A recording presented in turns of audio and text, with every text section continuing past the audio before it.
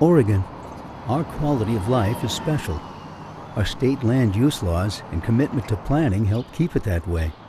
I think Oregon's a great place to live and work because more than 30 years ago, our state leaders knew that growth was going to be coming to Oregon because of its livability. Over the past 25 years, the Portland area has grown by more than 500,000 people, an increase of nearly 50% since 1980.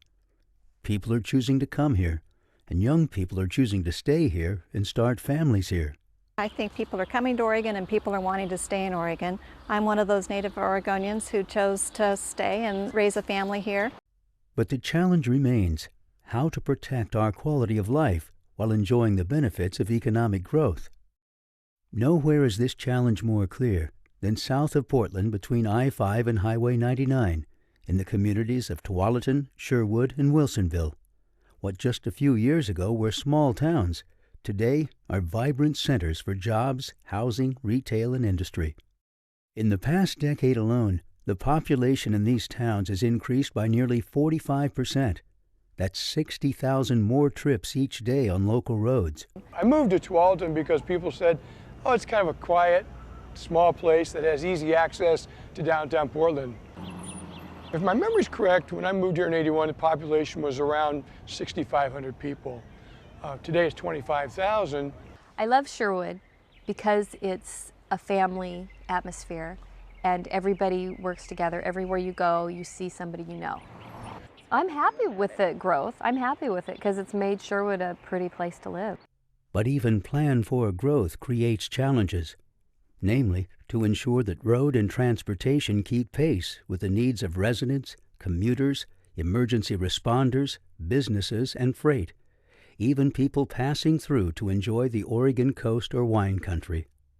Today, roads in the Tualatin, Sherwood, and Wilsonville area are simply not adequate to meet the growing traffic demands going to and from I-5 and 99 West. Tualatin-Sherwood Road has been at capacity since the late 1990s. The speed limit is 45 miles per hour, but average westbound rush hour speeds are now just 13 miles per hour. The result? Too much traffic in neighborhoods where it doesn't belong. Possible life-threatening delays for emergency responders. Stranded and delayed freight and deliveries. Clogged retail and town centers. And more congestion and stress for local residents and businesses. Traffic has increased about 100-fold since I moved here. Anywhere from 4 o'clock to 6 o'clock. Come on, Millie. I'm usually out there with my kids every day just to make sure that, you know, cars aren't driving too fast. And at times I'm out there and I'm telling people to slow down or yelling out. And I think some of the first words out of my son's mouth was, "Slow down." Commuters taking shortcuts through neighborhoods result in higher incidents of vehicle-pedestrian accidents. These are where people live and play. So it's not safe. They can't ride their bikes in the street when they should be able to ride their bikes in the street.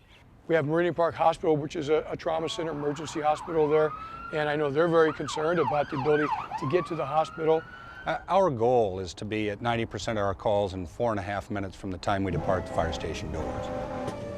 While we do control what happens at the emergency scene after we arrive, we don't control the traffic on the way there. And lights and sirens only do so much for you. And let's face it, in the life safety business, the shorter the interval is between when you call and when we arrive, the less damage you'll have in your home and the higher the likelihood that we'll save you from the medical event you're having.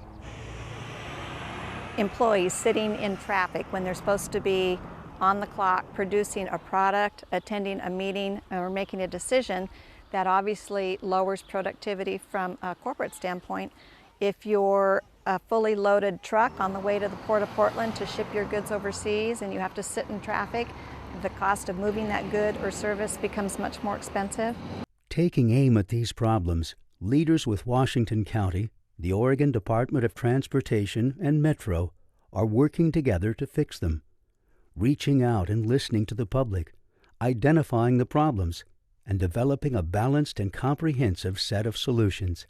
One of our problems here is that inappropriate traffic is on inappropriate roads, and we are trying to figure out a better way to make this work.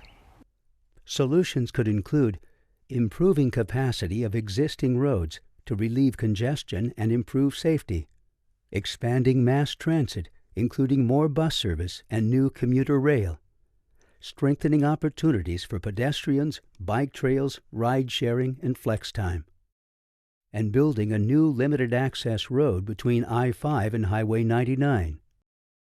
How does one go about choosing an alternative? How does one go about drawing a connector on the map? Well, we started out with the public. We got 250 ideas. Then traffic engineers, along with elected officials and community input, narrowed them down to what's most feasible, 3 possible new connector corridors. With the challenges of growth identified and the goal of protecting our quality of life before us, now it's time for citizens and governments to act, to learn more, to speak out. It's good to plan for growth because we don't want to end up like other cities that don't have a planning process with urban sprawl and a weak transportation system and a whole reliance on automobile transportation. You know, people demand from their governments efficiency. You know, we all pay a lot of taxes, and so we all expect our governments to make the best use of those taxes. I think in most people's mind that means 2 things. That means the quality of their neighborhoods and the town they live in, and the ability to get around. We are listening and we are learning. We are trying to answer as many questions as we can. We realize that in the end, the solution that's chosen may not satisfy everyone, but at least we hope that people will say the process was fair, that they were heard, that the process was open, that we did it the Oregon way. Help keep Oregon special. Learn more and speak out. Help us meet the I-5 to 99 Transportation Challenge. For more information, visit i5to99w.org.